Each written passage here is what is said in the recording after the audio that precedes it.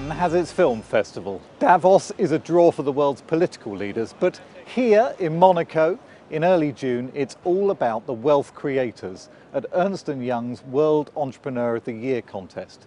This annual celebration of startups takes entries from 145 cities in 60 countries, proving that now entrepreneurship is a truly global phenomenon. Russians always was entrepreneurial. As US guys, they also moved just not to West but to East, to new territories. And entrepreneurial spirit was always, I remember my young time, I also, when it was even illegal or crime to do private business, in Soviet time I built electro guitars in age 15 and sold them and was arrested, and my all equipment from house was actually confiscated. But today it is open, and with help with actually Russian government doing a lot, investing in different institutions and connection with Western practice, created spin of new entrepreneurial movements, and it is a lot of interesting entrepreneurs right now you can meet in Russia. Marco Veremis quit an executive job in advertising in London and moved to his native Greece to found Upstream, a mobile phone marketing business. Athens at the time seemed a strange place for an ambitious founder to be based, but he says that attitudes to entrepreneurs have changed.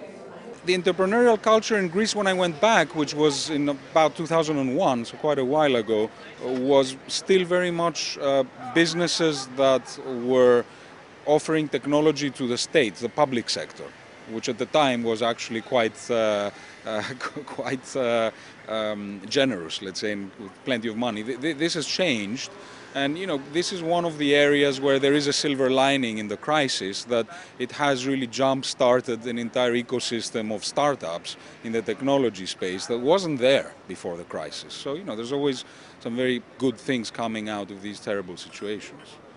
Nigeria is another country that's experiencing an entrepreneurial renaissance.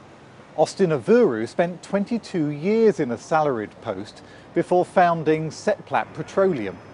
It's now a listed company with a market capitalization of just under $2 billion. The spirit has always been there, but 20, 30 years ago, government itself bestrode the entire economic sector and actually choked out entrepreneurs that had the spirit but just didn't have the space. So as government steps out, takes one step at a time, away from the economy, away from running business, through the reforms that have been ongoing in the past 15 years, you now find entrepreneurs moving into field space. So we've seen that in the banking sector, in telecoms, in aspects of manufacturing, and it's now happening in the oil and gas industry. Republics and principalities around the world, not just here in Monaco, want to get a piece of the entrepreneurial summer. But the lesson for government is to applaud the risk takers and get out of the way. Jonathan Moules, Financial Times, in Monaco.